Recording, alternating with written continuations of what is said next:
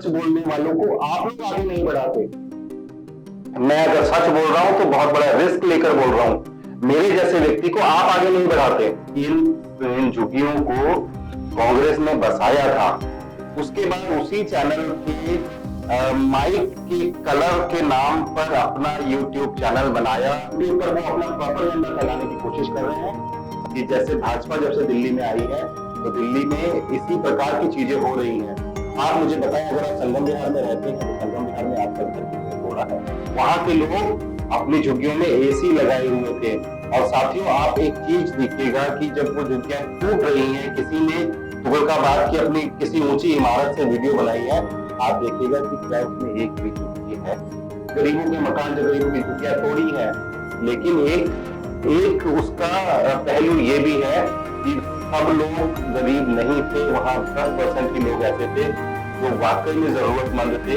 Video बना रहे हैं, जो लोग पैसे भी दे रहे हैं, जो लोग हर आर्थिक रूप से मदद कर रहे हैं, वो लड़का सामने बैठे देख रहे हैं। देश का बहुत बहुत प्रतिष्ठित एक बड़ा न्यूज चैनल हुआ करता था जो एयर था, और उस चैनल से कुछ कहा सुनी हुई या उस चैनल को छोड़ दिया कुछ लोगों ने। साथियों नमस्कार। नमस्कार के बाद आपको बताऊंगा कि दिल्ली में जो झुग्गियां टूटी हैं, उन झुग्गियों के टूटने के पीछे का कारण, उन झुग्गियों के पड़ने का कारण। देश का बहुत बहुत प्रतिष्ठित एक बड़ा न्यूज चैनल हुआ करता था जो एयर था, और उस चैनल से कुछ कहा सुनी हुई या उस चैनल को छोड़ दिया कुछ लोगों ने। उसके बाद उसी चैनल के माइक के कलर के नाम पर अपना यूट्यूब चैनल बनाया, और आज वो सरकार और प्रशासन के खिलाफ इस प्रकार से जुट गए हैं अपनी बात को रखने के लिए कि जहां झुग्गियां टूटी हैं वहां एक बार नहीं 10-10, 20-20 बार वहां जाते हैं, लोगों से मिलते हैं, लोगों को बताते हैं कि सरकार आपके खिलाफ है, आप सरकार के खिलाफ ये करें, वो सरकार के खिलाफ चीजों को बनाकर प्रेजेंट करने की ऐसी कोशिश है उन लोगों की कि सरकार को किसी तरह से कटघरे में खड़ा किया जा सके। सुभाष चोपड़ा और देवेंद्र यादव जी ने जो बात कही है बड़ी महत्वपूर्ण है कि इन झुग्गियों को कांग्रेस ने बसाया था। जिस माता जी से वो बात कर रहे हैं, जिन माता जी से मैंने भी बात की थी, और वो फुटेज आप समाज संवाद यूट्यूब चैनल पर देख सकते हैं, उसका लिंक भी हम लोग डिस्क्रिप्शन बॉक्स में डाल देंगे, तो आप वो वीडियो वहां जाकर भी देख सकते हैं। वो माता जी से बात करते हुए कांग्रेस के दो दिग्गज नेता, दो बड़े नेता ये बोल रहे हैं कि इन झुग्गियों को कांग्रेस ने बसाया था। साथियों, बात हो रही है, चर्चा हो रही है इस बात पर कि झुग्गियों को क्यों तोड़ दिया गया और किस प्रकार से तोड़ दिया गया। कैसे आधी रात में सुबह 4 बजे, सुबह 3 बजे आकर बुलडोजर ने अपनी कार्रवाई की। कुछ लोग कह रहे हैं कि 10 बजे जब सरकारी दफ्तर खुलते हैं और 4 बजे कैसे सरकारी बुलडोजर काम कर सकते हैं। ये सारी बातें हो रही हैं। साथियों, बातें ये हो रही है कि झुग्गियों को क्यों तोड़ दिया गया, झुग्गियों को कैसे तोड़ दिया गया, झुग्गियों को क्यों हटा दिया गया, जो लोग वहां रह रहे हैं उनके जीवन पर बात हो रही है। साथियों, उनके जीवन पर थोड़ा सा और अगर आप डिटेल में जाएंगे, आप ऊपर ऊपर की बातें देखते हैं और उन लोगों की बातें देखते हैं जो लोग बड़े चैनल छोड़कर यूट्यूब पर आए हैं और यूट्यूब पर वो अपना प्रोपेगेंडा फैलाने की कोशिश कर रहे हैं, तब आप ये समझने की कोशिश कीजिए कि वो जो लोग वहां पर रह रहे हैं, छोड़कर चले गए हैं, या जिनको मकान मिल गए थे किराए पर देकर वापस यहाँ आ गए हैं, और बहुत सारी अनेक चीजें हम इसमें झुग्गी वाले मुद्दे पर देखते हैं। आप ये समझने की कोशिश कीजिए कि ये हो क्यों रहा है, ये हो क्यों रहा है। आपने भी कहीं मकान बनाया होगा, आप अपने घर में बैठकर मेरी वीडियो देख रहे होंगे, आपने वो जमीन खरीदी होगी, आपने वो फ्लैट खरीदा होगा, आपने ये मकान खरीदा होगा जिसमें आप बैठकर मेरी वीडियो देख रहे हैं। आप अंदाजा लगाइए कि आप जब दिल्ली में आए थे, आपके पूर्वज, आपके पिताजी, आपके दादाजी जब दिल्ली में आए थे, अगर वो ये मकान नहीं खरीदते या वो कोई भी मकान नहीं खरीदते तो वो कहीं एक पार्क में अपना बसेरा डाल देते, कहीं वो सड़कों पर बसेरा डाल देते, कहीं ऐसी डीडी के किसी खाली प्लॉट पर बसेरा डाल देते और वर्षों तक वहां रहते इस उम्मीद में कि सरकार एक दिन ये झुग्गियां तोड़ेगी तो हमें मकान देगी। तो इस प्रकार से जमीनें झुग्गी वालों के कब्जे में आ जाती हैं सारी। लोग मकान खरीदते ही नहीं, जमीन खरीदते ही नहीं, मकान बनवाते ही नहीं, फ्लैट लेते ही नहीं, फ्लैट बनते ही नहीं, बिल्डर होते ही नहीं। सब लोग इसी प्रकार से झुग्गियों में जाके रहते ताकि एक दिन 10 साल 20 साल बाद ही सही कहीं हमें एक सरकारी मकान मिलेगा जो प्रॉपर होगा। प्रॉपर से मतलब है कि सरकार जिस पे ठप्पा लगाकर देगी कि आप निवासी हैं यहाँ के और अब आप मालिक हैं इस जगह के, इस फ्लैट के। झुग्गी तो इलीगल होती है, लेकिन वो जो फ्लैट मिल जाता है फिर वो लीगल हो जाता है। साथियों, ये तस्वीर में आप मेरे पीछे देख रहे हैं, ये ओ न्यूज की दीपक शर्मा की शूट की हुई वीडियो है। दीपक शर्मा की बहुत सारी वीडियो आप उनके चैनल पर जाकर देख सकते हैं। मैं उनके चैनल का लिंक हमारे इस वीडियो के डिस्क्रिप्शन बॉक्स में डाल दूंगा। आप वो वीडियो देख सकते हैं और वैसे ही तमाम वीडियो देख सकते हैं कि झुग्गियों में कौन लोग रह रहे हैं, कहां से आए हैं, कैसे रह रहे हैं, कैसी परिस्थिति में वो रह रहे हैं। लोग बात कर रहे हैं वो माता जी की, भूमिहीन कैंप में एक माता जी आज भी अपने तिरपाल एक डालकर और नीचे एक छोटा सा टेबल लगाकर वहां रह रही हैं, उनके बारे में बात कर रहे हैं। मैंने भी उनसे बात की थी, मैंने और भी लोगों से वहां बात करने की कोशिश की थी, लेकिन बहुत सारे लोग क्यों बात नहीं कर रहे हैं। कोई अगर बात नहीं करेगा कैमरे पे आके तो इसका मतलब कहीं वो कुछ छुपाने की कोशिश कर रहा है, कहीं ऐसा कुछ है जो वो बताना नहीं चाहता। साथियों, ये वीडियो आप देखिएगा जो जिसके लिंक मैं आपको बता रहा हूँ कि हमारे डिस्क्रिप्शन बॉक्स में आपको ओ न्यूज की दीपक शर्मा की एक वीडियो में लिंक डाल रहा हूँ, वो आप देखिएगा और आपको अंदाजा लगेगा कि ये वो झुग्गियां हैं जिन झुग्गियों में 40% से ज्यादा लोगों के पास अपनी 4 पहिए की गाड़ी है। 75% लोग ऐसे हैं जिनके पास अपने मकान यहाँ से बाहर है, लेकिन यहाँ वो उन्होंने किराए पर दे रखा है या वो मकान किराए पर दे रखा है और यहाँ रह रहे हैं। 95% लोग ऐसे हैं जिनके अपने मकान हैं। मतलब आप अंदाजा लगा सकते हैं, यहाँ एसी लगे हैं झुग्गियों में। भूमिहीन कैंप में भी कई झुग्गियां ऐसी थी जिनमें एसी लगे थे। ये मैं बात इसलिए नहीं बोल रहा हूं क्योंकि लोग मुझे बता रहे हैं। मैं भूमिहीन कैंप में जब वो झुग्गियां थी, अब नहीं 10 साल पहले, 20 साल पहले मैं उनमें गया हुआ हूं, मैं उनमें घूमा हुआ हूं, मैं वहां लोगों से जान पहचान है मेरी, मैं वहां के लोगों को पहचानता हूं। मैं इसलिए कह रहा हूं, वहां के लोग अपनी झुग्गियों में एसी लगाए हुए थे। और साथियों, आप एक चीज देखिएगा कि जब वो झुग्गियां टूट रही हैं, किसी ने तुगलकाबाद की अपनी किसी ऊंची इमारत से वीडियो बनाई है, आप देखिएगा कि क्या उसमें एक भी झुग्गी है। झुग्गी झुग्गी झुग्गी झुग्गी झुग्गी झुग्गी सिर्फ यही चिल्ला रहे हैं, गरीब गरीब गरीब गरीब, सिर्फ यही चिल्लाया जा रहा है। लेकिन आप मुझे बताइए कि एक भी झुग्गी उस वीडियो में दिख रही है? 2-2 3-3 तला मकान है वहां पर, लेंटर पड़े हुए उन झुग्गियों पर। वो झुग्गियां नहीं थी, वहां रहने वाले बाहर उनकी गाड़ियां खड़ी हुआ करती थी, बाहर उनकी बाइकें खड़ी हुआ करती थी, उनके अपने काम थे, अपनी कहीं कहीं दुकानें थी, कुछ कुछ उनका चल रहा होता है। वो लोग वैसे नहीं है जैसा दिखाया जा रहा है।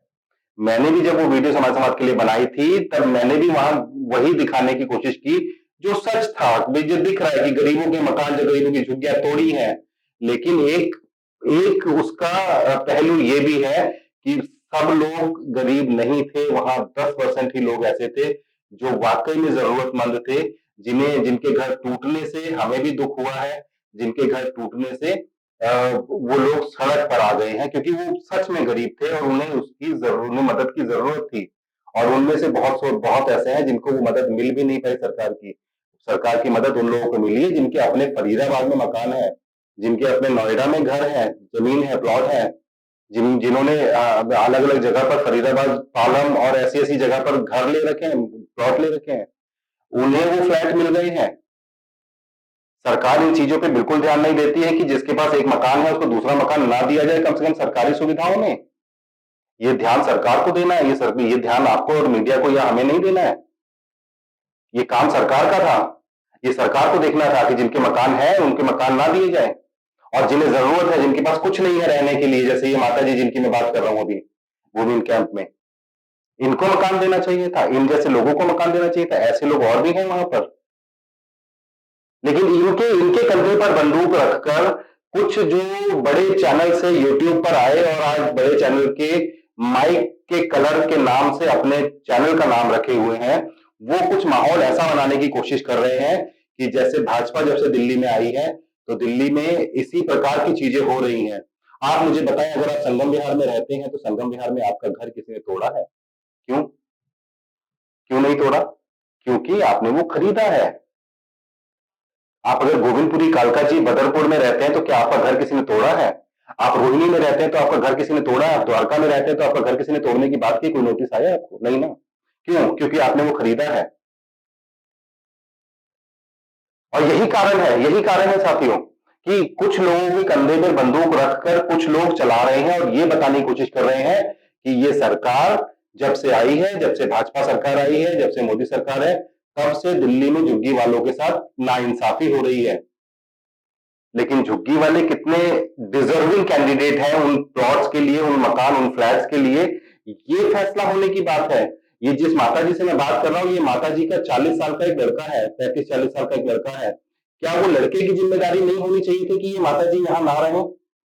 क्या वो लड़के को ये नहीं समझना चाहिए था कि मेरी माँ के नाम पर जो लोग आ रहे हैं, वीडियो बना रहे हैं, जो लोग पैसे भी दे रहे हैं, जो लोग हर आर्थिक रूप से मदद कर रहे हैं, वो लड़का सामने बैठ के देख रहा होता है?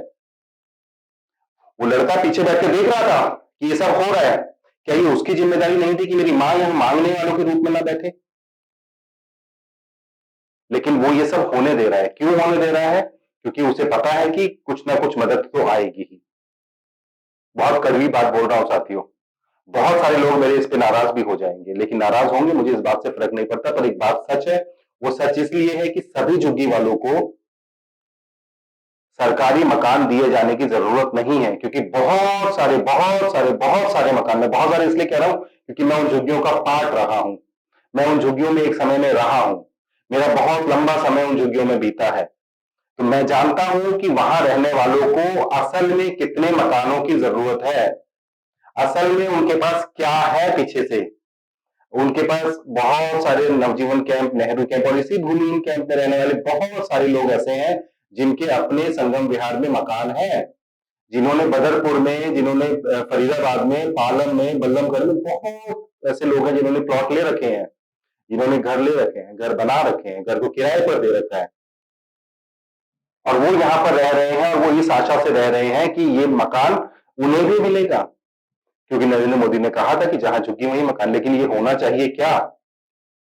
क्या सरकार के इस फैसले से भी आप खुश हैं कि जहां झुग्गी वहीं मकान? अगर कोई भी व्यक्ति झुग्गी डाल लेगा, कल को वो मकान मांगेगा, उसे भी मकान देना पड़ेगा, तो फिर तो झुग्गियां कभी खत्म ही नहीं होगी। साथियों, मैं आपको बता दूं, देश में सबसे ज्यादा झुग्गी दिल्ली में है। दिल्ली झुग्गियों का शहर कहने कहा जाने लगा है। दिल्ली के बाहर जो व्यक्ति आता है वो आ जाता है, लेकिन अगर वो कहीं नहीं रहना चाहता है, कहीं मकान का किराया नहीं देना चाहता है, मकान खरीदने की हैसियत नहीं होती है, तो वो क्या करता है, वो कहीं झुग्गी डाल लेता है। पहले झुग्गी में किराए पर चला जाता है, फिर वो वहीं के लोगों से साठगांठ करता है, फिर किसी एक झुग्गी को दो बनाया जाता है और एक उसे बेच दी जाती है। उसके डॉक्यूमेंट तैयार किए जाते हैं, उसके डॉक्यूमेंट तैयार करने के बाद उस नेता से मिला जाता है जो सांसद, एमएलए या पार्षद या इस तरह की किसी चुनाव में आने की आशा रखता है और जीतने की आशा रखता है, उससे मिला जाता है। फिर वो किसी तरह से उसका नाम वोटर लिस्ट में डलवाता है और इस तरह से वो फिर वहां का निवासी हो जाता है। और फिर एक दिन जब झुग्गियां टूटने का समय आता है तो उस व्यक्ति को फ्लैट मिल जाता है।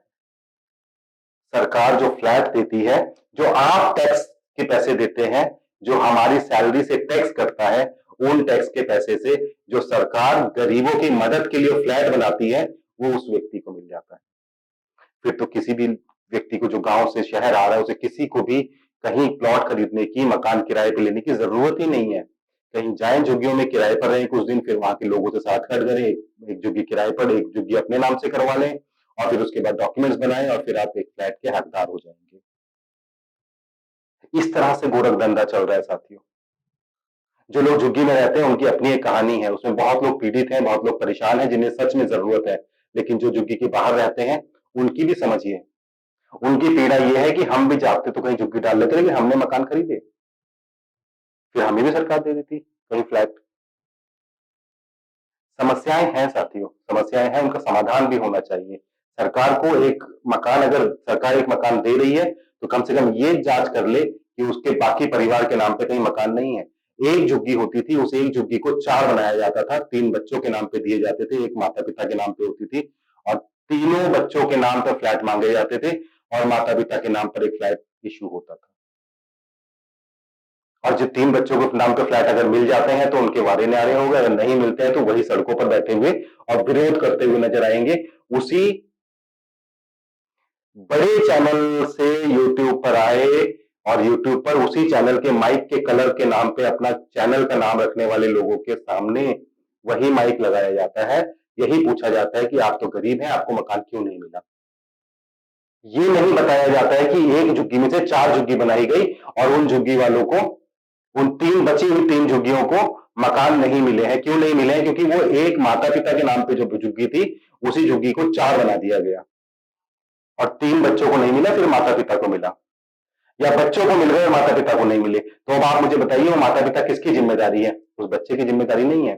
सरकार क्यों उनको अलग से मकान दे? जब वो बच्चे को मकान दे दिया है तो तुम्हारे माता-पिता तुम्हारे साथ रहेंगे, तुम्हारी जिम्मेदारी नहीं होनी चाहिए। साथियों, जो लोग चैनल्स पर काम करते हैं, जो लोग जिनके पास संसाधन है, वो लोग इन चीजों को सच नहीं बोलते और सच बोलने वालों को आप लोग आगे नहीं बढ़ाते। मैं अगर सच बोल रहा हूं तो बहुत बड़ा रिस्क लेकर बोल रहा हूं। मेरे जैसे व्यक्ति को आप आगे नहीं बढ़ाते। और जो लोग सच नहीं बोलते हैं, जो लोग सरकार के खिलाफ प्रोपेगेंडा चलाते हैं, देश के खिलाफ माहौल तैयार करने की कोशिश करते हैं, आप लोग भी उन्हें ही आगे बढ़ाते हैं। विचार जरूर कीजिएगा, बात कड़वी बोल रहा हूं पर सच बोल रहा हूं, विचार जरूर कीजिएगा। नमस्कार।